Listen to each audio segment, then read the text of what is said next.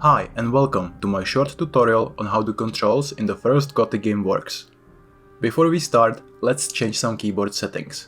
I like to use WASD for movement, Q to strafe left, E to strafe right, and X to sneak. Now we are ready to play. And let's start with what is probably the most confusing part about Gothic controls, which is interacting with the world using the action key, which is Control, or the left mouse button. I personally prefer to use the left mouse button. So let's say you want to talk to this guy right here. To do that, press and hold the action key, and then press the forward key. The same goes for almost everything. Would you like to pick up this torch? Action key plus forward key. Would you like to lay down in bed? Action key plus forward key. Would you like to use this anvil? You guessed it, action key plus forward key. So now, when you know how the action key works, let's talk about the fun stuff. To activate the combat mode, press the spacebar. But if you don't have any weapon, you will be fighting with your fists, which is not very effective. To have a better chance in battle, we will have to find a weapon. This old pickaxe might do.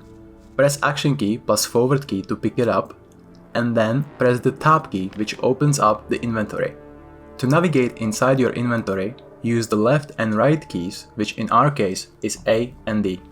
Shuffle through categories until you find weapons. To equip this weapon or any other item, press the action key plus forward key. The weapon is now equipped. There is also number 1 next to it, which means that you can press number 1 on your keyboard to use it. So now, when you have a weapon in your hands, it's time to learn how to use it.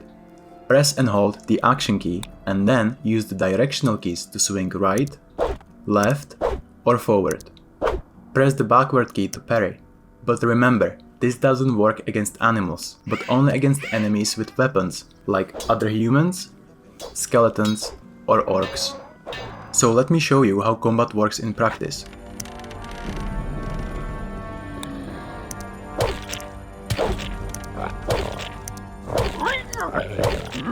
And that is it. When it comes to trading with NPCs, first find the items you would like to buy in the NPC's inventory. Press the action key plus the right key to move the items into the middle column. Up here, you should be able to see the final price of items you are trying to buy. Now you just have to pay back with ore or other items. If you don't want to move items one by one, which takes a long time, press the action key plus the strafe key to move them by 10, or action key plus shift plus left or right key to move them by 100. Some people never learn. A long time ago, there was a time.